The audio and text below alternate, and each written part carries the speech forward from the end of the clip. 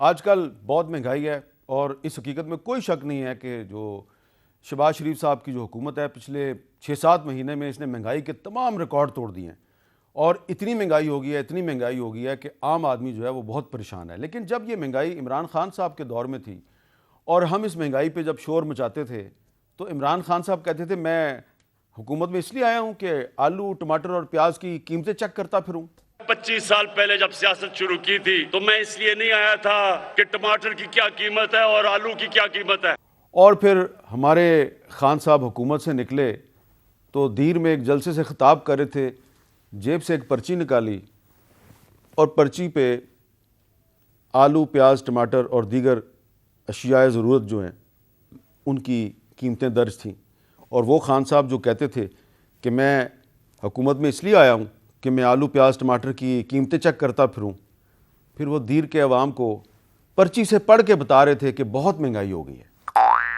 2 مہینے میں قیمتیں کتنی بڑھی؟ آٹا 38% بڑھا، گوشت 20% بڑھا، چاول 41% بڑھے، پیاز 30% قیمت بڑھی۔ یہ تو ہم سب جانتے ہیں کہ 1.5-2 سال پہلے تک سابق وزیر اعظم نواز شریف لندن سے بیٹھ کے ویڈیو لنک پر پی ڈی ایم کے جلسوں میں خطاب کرتے تھے تو جنرل باجوہ اور ان کے 1-2 ساتھی جو ہیں ان کے نام لے لے کے ان پہ تنقید کرتے تھے، اور جب نواز شریف جنرل باجوہ پہ تنقید کیا کرتے تھے تو عمران خان صاحب جو ہیں وہ بہت بھرپور طریقے سے جنرل باجوہ کو اور فوج کو ڈیفینڈ کیا کرتے تھے۔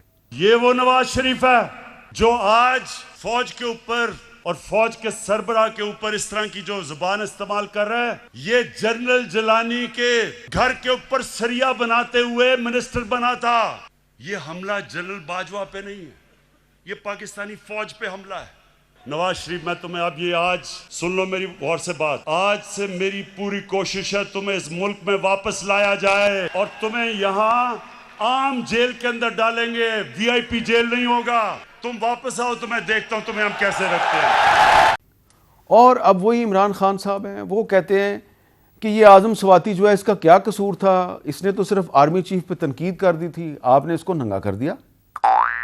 اعظم سوات اس کو ننگا کیا، سیکشلی ٹارچر کیا، کتنا بڑا جرم تھا کہ جو اسے یہ کیا گیا۔ واشنگٹن پوسٹ جیسے بڑے بڑے اخباروں میں یہ خبر گئی کہ پاکستان کے سینیٹر کے اوپر تشدد کیا اور اس کو پکڑ کے جیل میں ڈالا۔ کیوں؟ کیونکہ اس نے آرمی چیف کی تنقید کر دی۔ جمہوریت کے اندر یہ کوئی آرمی چیف کی تنقید کرنے پہ یہ ہوتا ہے؟ اس سے سب سے بڑی بدنامی پاکستان اور اس کی جمہوریت کی کہ کسی جمہوریت میں تصور نہیں کوئی کر سکتا۔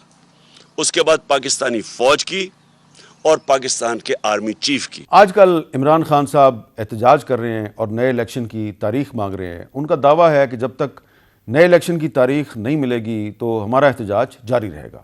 یہ ہماری اب تحریک تب تک چلے گی جب تک الیکشن کی ڈیٹ نہیں ملتی اور یہ امپورٹڈ حکومت ختم نہیں ہوتی۔ 6 دن دے رہا ہوں، 6 دن کے اندر الیکشن اناؤنس کریں اور اسمبلیز ڈیزالو کریں۔ تو عمران خان صاحب کبھی کہتے ہیں کہ ہمیں نئے الیکشن کی تاریخ چاہیے اور کبھی کبھی یہ بھی کہہ دیتے ہیں کہ ہم نئے الیکشن کے لیے 1 سال تک انتظار کرنے کے لیے بھی تیار ہیں۔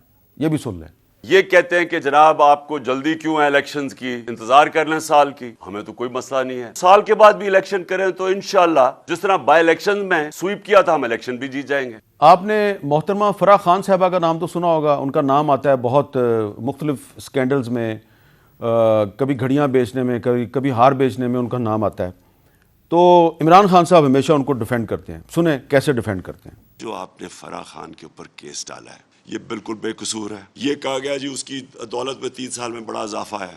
آپ صرف یہ چیک کر لیں کہ ریل اسٹیٹ میں پچھلے 3 سال میں جو پیسہ بنا ہے وہ پاکستان کی تاریخ میں نہیں بنا۔ جتنے بھی ریل اسٹیٹ کے لوگ ہیں ان سے ذرا پوچھیں تو صحیح کہ ان کی دولت میں کتنا اضافہ ہوا، تو یہ کوئی کرائم تو نہیں ہے۔ لیکن اب عمران خان صاحب کہتے ہیں کہ یہ جو ریئل اسٹیٹ والے ہیں یہ بہت بڑا مافیا ہے۔ سب سے بڑا مافیا ریل اسٹیٹ مافیا۔ آپ سوچ نہیں سکتے کہ ان کی اب اس وقت پاور کیا ہے۔ آپ جانتے ہیں کہ تھوڑے دن پہلے شہباز شریف صاحب کی حکومت جو ہے اس نے نئے آرمی چیف کی تقرری کا فیصلہ کر لیا۔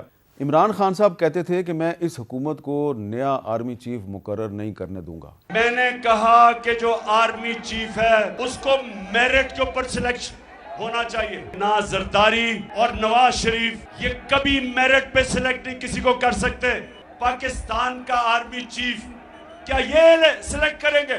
ان چوروں کو कभी सिलेक्ट नहीं करना चाहिए पाकिस्तान का आर्मी चीफ। और फिर इमरान खान साहब जो है उनका ये मौक़िफ़ था कि आर्मी चीफ़ जो है उसका फ़ैसला हुकूमत कर ले, मेरा इसमें कोई मसला नहीं है। और तहरीक इंसाफ जो है उसने नए आर्मी चीफ़ की तकर्री का नोटिफिकेशन जब हो गया तो मुबारकबाद भी दे दी उनको। और अब आखिर में मैंने आपको ये भी एक इमरान खान साहब का क्लिप सुनवाना है। जब ये हुकूमत में थे और तहरीक लबैक वाले सड़कों पे आए, वो एहतजाज कर रहे थे, तो खान साहब ने उनको कैसे धमकियां दी थी और क्या लबुलहजा था, ज़रा सुने। कौन सी हुकूमत चल सकती है जिधर कोई आदमी खड़ा होके कहे कि जजेस को भी कत्ल कर दो और कहे आर्मी चीफ के खिलाफ भी बगावत कर दो, लोगों को भी सड़कों पे निकाले, सड़कें भी बंद कर दे। अगर सुप्रीम कोर्ट इनके कहने के मुताबिक, इनकी मनपसंदी के मुताबिक फैसला नहीं करता तो इसका मतलब ये फैसला ही नहीं मानते, इसका मतलब ये सड़कों पे आ जाएंगे, मुल्क को रोक देंगे। यानी कोई मुल्क चल सकता है ऐसे? और इसका नुकसान किसको है? हमारे पाकिस्तानियों को, अवाम को नुकसान है, गरीब लोगों को नुकसान है। सड़कें बंद कर रहे हैं, लोगों की रोजगार जा रहा है। जो बेचारा दिहाड़ी में जिसने आके मजदूरी करनी थी, जब मुल्क रुक जाएगा वो किधर से बच्चों का पेट पालेगा? ये कोई इस्लाम की खिदमत नहीं कर रहा है, ये सिर्फ अपनी वोट बैंक बढ़ा रहे हैं। मैं इन अनासर को अपील करता हूं कि रियासत से ना टकराना। अगर आप ये करेंगे, मैं आपको ये वाज़ेह कर दूं कि रियासत अपनी ज़िम्मेदारी पूरी करेगी, लोगों की प्रॉपर्टीज़, लोगों की जान और माल की हिफाजत करेगी। हम कोई तोड़ फोड़ नहीं होने देंगे, हम कोई ट्रैफिक नहीं रुकने देंगे। मैं आपको अपील करता हूं कि रियासत को उधर तक ना लेके जाएं, वो मजबूर हो जाएं एक्शन लेने के लिए।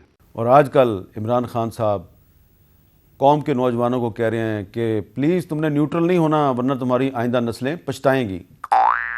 आप सारी कौम को मैं कह रहा हूं, आप न्यूट्रल नहीं हो सकते। आप अगर आज न्यूट्रल हो गए, आपके बच्चे पछताएंगे, आपकी आने वाली नस्लें पछताएंगी कि जब आपको अमर बिल मारूफ पे चलना चाहिए था, जब आपको नाइंसाफी के खिलाफ जिहाद करनी चाहिए थी, और आप घरों में बैठ के। इंसान और भेड़ बकरियों में फर्क है।